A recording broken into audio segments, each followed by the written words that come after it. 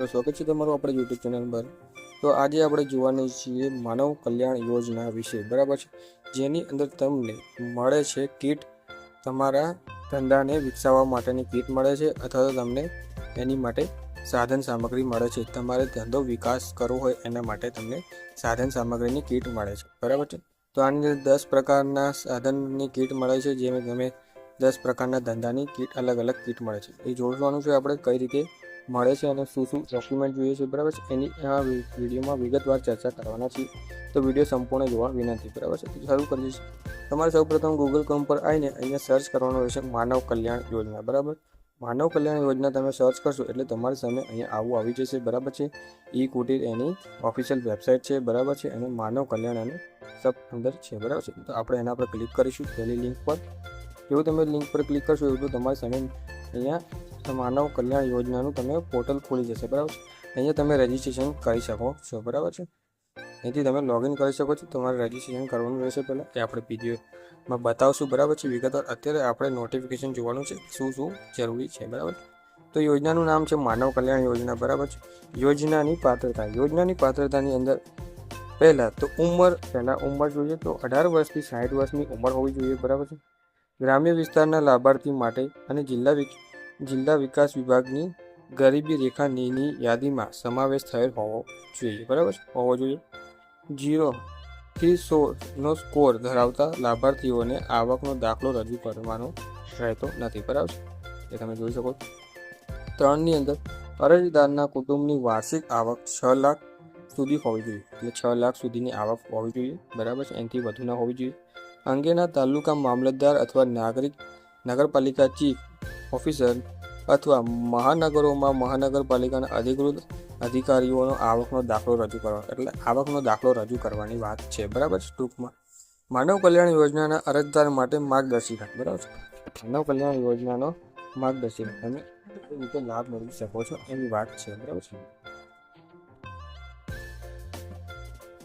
તો એની અંદર જોઈ શકો છો પહેલાં આપણે આ અરજી કઈ રીતે કરવી, તો અરજી આપણે ઈ કુટીર પોર્ટલ પર જઈને ઓનલાઈન અરજી કરવાની રહે છે, બરાબર। આપ સરકારશ્રીની તારીખ 1/7/2024ના ઠરાવથી લિંક અન્વયે ટ્રેડમાં અરજી કરી શકો છો, બરાબર છે। 2 વીસીઈ દ્વારા પણ તમે અરજી કરી શકો છો, જે ગ્રામ્યમાં હોય છે। વીસીઈ કચેરીમાં તમે જઈને પણ વિના મૂલ્યે તમે અરજી કરાવી શકો છો, બરાબર છે।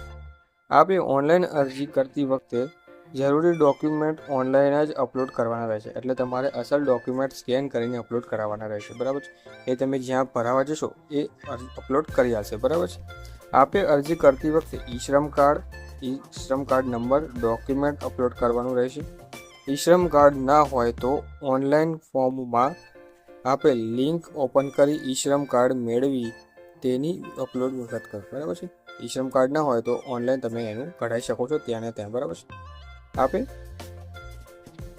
પોર્ટલ પર જાતિ પસંદ કરવાની રહેશે, બરાબર। જાતિ પૈકી અતિ પછાત અથવા જાતિઓ તેમજ સામાજિક અને શૈક્ષણિક રીતે પછાત વ્યક્તિઓ તેમજ વિચરિત્ર વિકૃમુક્ત અને કોઈ પણ આવક મર્યાદા લાગુ પડશે નહીં, બરાબર છે।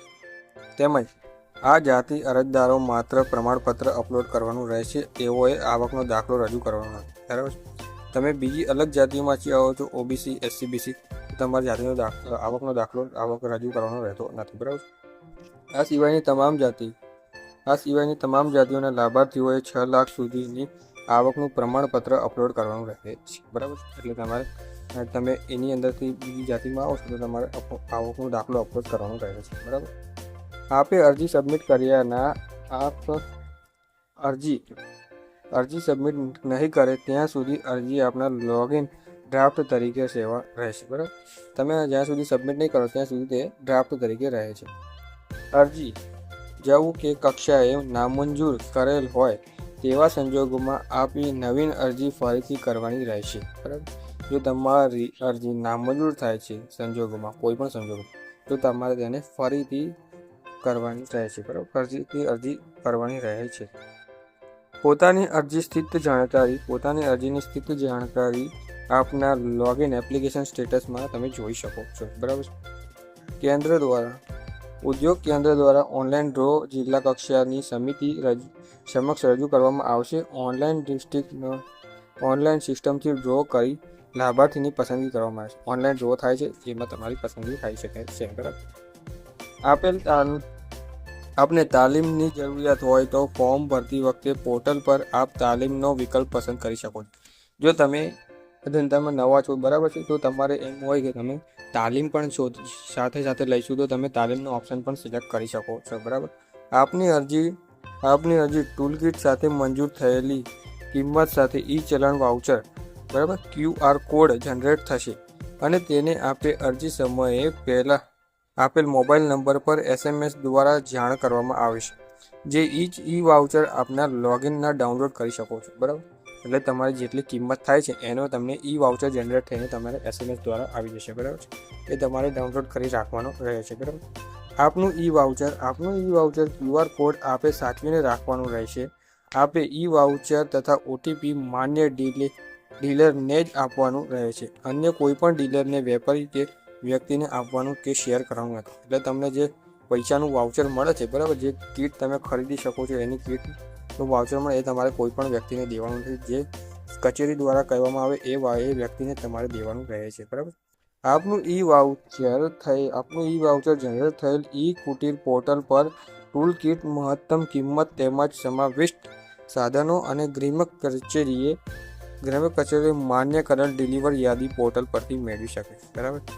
એટલે તમને કઈ જગ્યાએથી કઈ ટૂલ કીટ લેવી, બરાબર છે, એના કયા ડીલરો છે જેને માન્યતા મળેલી છે, તમે ત્યાંથી એ વસ્તુ લઈ શકો છો. એની માહિતી તમને કુટીર ઉદ્યોગ પોર્ટલ પરથી તમે મેળવી શકો છો. બરાબર. તો આપ માન્ય ડીલરમાંથી ગુજરાત રાજ્યના કોઈપણ ડીલર પાસેથી વાઉચર કોડ રીડીમ કરી તેથી OTP આપી દ્વારા પસંદગી મુજબના ટૂલ કીટના સાધનો મહત્તમ કિંમતની મર્યાદાથી ખરીદી શકો છો. જો આપની મંજૂરી થયેલ ટૂલ કીટ મહત્તમ કિંમત કરતાં વધુ કિંમતના સાધનો ખરીદવા જરૂરી લાગે તો એવા કિસ્સામાં મહત્તમ નિયત કિંમત વધારાની રકમ આપે ચૂકવવાની. જો તમે જેટલી કિંમત છે એની કરતાં વધુના કિંમતો સાધનો તમે ખરીદો છો તો એની વધારાની કિંમત તમારે ચૂકવવાની રહે છે. બરાબર છે. આની અંદર એવું કહેવામાં આવેલું છે.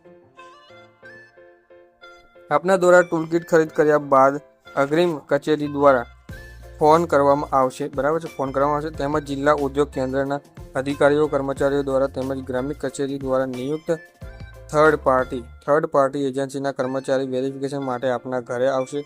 તેઓ જરૂરી માહિતી આપવી રહેશે. બરાબર. એટલે તમે ટૂલ કીટ મળ્યા પછી તમારી પાસે ફોન અથવા ગમે તે રીતે ચેકિંગ આવી શકે છે. બરાબર. તમે એને જવાબ આપવો પડશે. જો વેરિફિકેશન સમયે સાધન જોવા નહીં મળે, બરાબર, તેનો ઉપયોગ નહીં કરતા હોય તો સાધન અથવા સાધનની કિંમત આપની પાસેથી પરત લેવામાં આવશે. બરાબર. જે ચેકિંગ આવે છે અને તમે સાધનનો ઉપયોગ નથી કરતા અથવા તો તમે સાધન નથી લીધું તો તમારે કિંમત પાછી ચૂકવવી પડશે. જો આપના દ્વારા વેરિફિકેશન દરમિયાન સહાયનો દુરુપયોગ કર્યો માલુમ પડે તેવા કિસ્સામાં આપે સહાયની રકમ પરત કરવાની રહેશે. બરાબર. ભવિષ્યમાં સરકારશ્રીના અન્ય યોજનાઓમાં લાભ મેળવવા હકદાર રહેશે નથી. બરાબર. તમને કોઈ પણ લાભ મળશે. માનવ કલ્યાણ યોજના અંતર્ગત મુશ્કેલી હેલ્પ ડેસ્ક, બરાબર, તમે આ નંબર પર તમે કરી શકો છો. હેલ્પલાઇન નંબર છે. બરાબર. ટૂલ કીટ કયામાં મળી શકે છે એનું જે બરાબર છે મળવા પાત્ર ટૂલ કીટ તો દૂધ દહીં વેચાણ માટે, ભરતકામ માટે મળી શકે છે, બ્યુટી પાર્લર માટે મળી છે, પાપડ બનાવટ માટે મળી શકે છે, વાહન સર્વિસિંગ અને રિપેરિંગ માટે મળી શકે છે, પ્લમ્બર માટે મળી શકે છે, સેન્ટિંગ કામ માટે મળી શકે છે, ઇલેક્ટ્રિક એપ્લિકેશન્સ રિપેરિંગ માટે મળી શકે છે, અથાણું બનાવટ માટે મળી શકે અને પંચર કીટ માટે મળી શકે છે. બરાબર. એટલું તમને મળી શકે છે. બરાબર. સેલ્ફ ડેકોરેશન તમારે અહીંથી ડાઉનલોડ કરી દેવાનું રહેશે. તો આ હતી માહિતી. તમને સારી લાગી હોય તો વિડીયોને લાઇક, શેર, સબસ્ક્રાઈબ જરૂરથી કરજો. બરાબર છે. અને આને કઈ રીતે અપ્લાય કરવું એના માટે પણ આપણે અલગથી વિડીયો બનાવવાના છીએ.